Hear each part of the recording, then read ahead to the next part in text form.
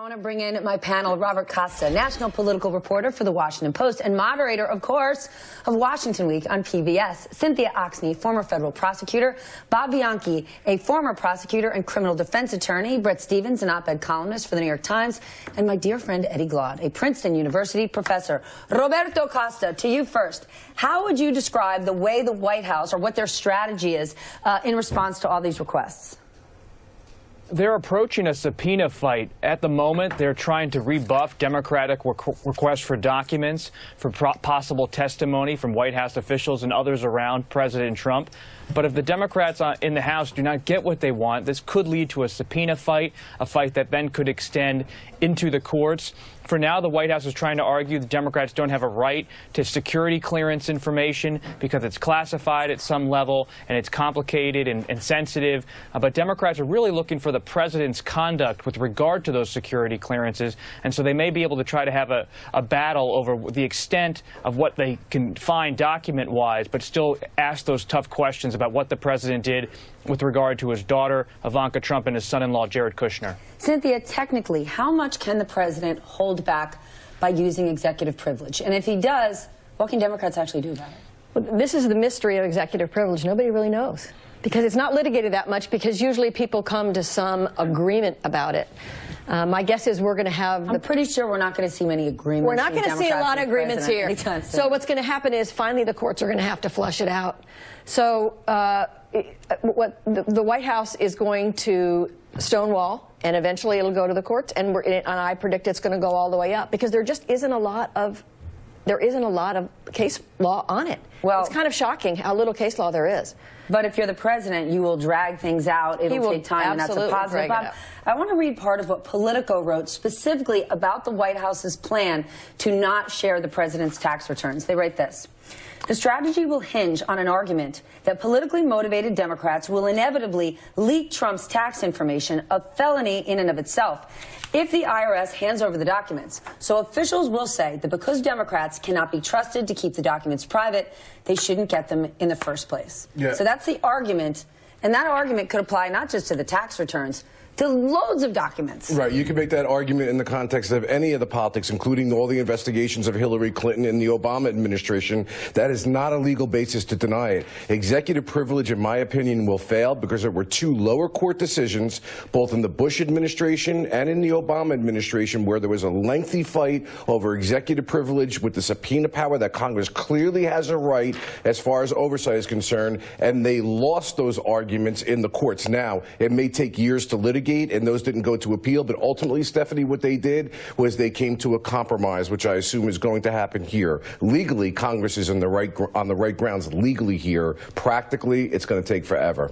Bret, I need to read you a piece from a New York Times article that came out yesterday, specifically talking about the hush money payoffs that Michael Cohen paid. When I read this, I'm like, this cannot even be for real. Some people close to Mr. Trump have privately predicted that he will ultimately choose to seek a second term, in part because of his legal exposure if he's not president. Let's just talk about how twisted that is, okay? He would run because if he's a private citizen, he'll get indicted. Yeah. Technically speaking, yeah. Well, I mean, of course that's the case, because he has I'm searching for country first somewhere in here. The whole architecture of the executive to protect him from criminal wrongdoing that he may be guilty of as a private citizen. I mean, I have said previously that I think that the payoffs to Stephanie Clifford and Ms. McDougal were clear and willful violations of campaign finance laws, and it carried on into his presidency, and they are impeachable offenses. But because they are impeachable, that means they're fundamentally being viewed in a political light. It's a different story once he becomes a private citizen. I'm just going to become president again because I don't want to get indicted. That's twisted, Eddie. Vladimir Putin has thought the same thing many times. My goodness. Okay, Eddie, I know you don't want to answer this question, but I'm going to ask you. Democrats, they have to tread carefully here. There's a new Quinnipiac poll that says, by a margin of almost 2-to-1, Americans do not want Congress to begin the process of impeaching President Trump. If you are a Democrat right now, what do you do? Because I remember just before the midterms, our road warriors were out there, and as angry as many of them as voters were with the president, they're all saying, I just want a better life. I want health care. I want good schools. I want to get paid more money. Democrats are in a little bit of a tricky spot, no? Yes, they are, but they have their constitutional responsibility. Right, so there are two things that we have to be mindful of.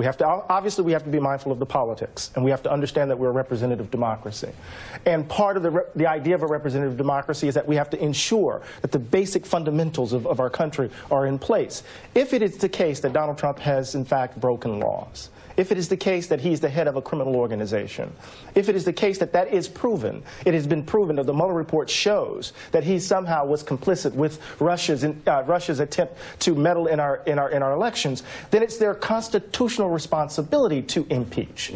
And so I understand the politics. I understand that there are some folks out there, particularly those folks who are watching Fox News every day, that state news channel, that I understand that there's some folks who just want to worry about putting food on the table and keeping a roof over their heads and the like, but there are the fundamentals of the country that we have to be mindful of, and the Democrats need to understand that. So what's great, really quickly, what's really wonderful about this current moment is that we actually see the legislative branch actually doing its taking up its constitutional responsibility. Bob, the Democrats have a strategy here to sort of coordinate all of these investigations and at the same time focus on issues that are kitchen table issues that matter to everyday Americans. Is Nancy Pelosi that person? Because when I watched the president speak yesterday and say these requests are a disgrace, we should be focused on infrastructure, I'm looking for someone to say, great, Mr. President, we've had infrastructure week, what, 7 times? What's your game plan?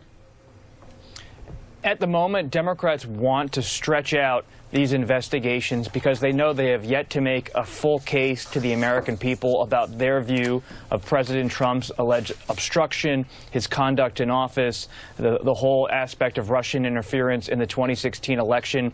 That's why House Speaker Nancy Pelosi is tamping down talk of impeachment proceedings. She wants the committee process to work its will over the course of the next year ahead of the 2020 election. And with regard to prescription drug reform and drug pricing and infrastructure, that has always been the talk of divided government, but so far, very few examples from the White House or from congressional Democrats of how they could actually forge a compromise on those big fronts. Well, we're watching. All right, Cynthia, I want to move off Capitol Hill for a moment and take you to New York City because Michael Cohen's attorney, Lanny Davis, is calling for more investigations into that hush money paid to Karen McDougal and Stormy Daniels. And I want to share this. New York State Attorney General and Manhattan District Attorney, based alone on these Trump personal hush money reimbursement checks to Cohen while he was president, probably have jurisdiction to launch an investigation of Mr. Trump. Indeed, arguably, the Manhattan DA could seek a criminal indictment of Trump while he is still president, since the DA is not literally subject to the Department of Justice memo. That's right. And so, but in all of these things that are coming up today, the key word is state, right? It's all the state charges, the state insurance charges, and anything having to do with campaign finance violations in the state, and that takes it out of the Department of Justice and provides some freedom. I do think, though, everybody is just waiting for the Mueller report, and that's why people are saying, no, we're not ready for impeachment, because we've said 50,000 times, let's wait for the Mueller report. And so that's what Americans are saying. Let's wait for the Mueller report before they make a decision. Well, we might not actually see it. Are all of these investigations, Bob, are they acting independently? Are they coordinated in some way? Stephanie, we're on the precipice of the best tactical questions being asked on TV right now. I have been saying... I thought I've been asking them for the last 2 years. No. What are you been doing? No, but about the state crimes. I have been saying from the beginning, it answers the political problem that the Congress has. Many of these offenses are state crimes. I was in charge of state crimes working in conjunction with the federal authorities. They can sit there, and we know the Attorney General is essentially called the Trump charity, for example. It's been disbanded. The language in that press release essentially could have been criminal charges. Yeah. So they're not subject to the DOJ regulations, and moreover, they're not subject to the president's pardon power. If they are working in coordination with one another, while they may be able to escape with regard to the president, Jared Kushner, Ivanka, the Trump organization, these hush money payments, all these things implicate state crimes. Question is, kind of like what you just said rhetorically, bring it back to you, are they working in coordination with one another, or are they doing separate and independent investigations? I have no doubt the New York State Attorney General is all over this. Oh, my goodness. All right, we're going to leave it there, but trust me, this topic isn't going anywhere. Up next.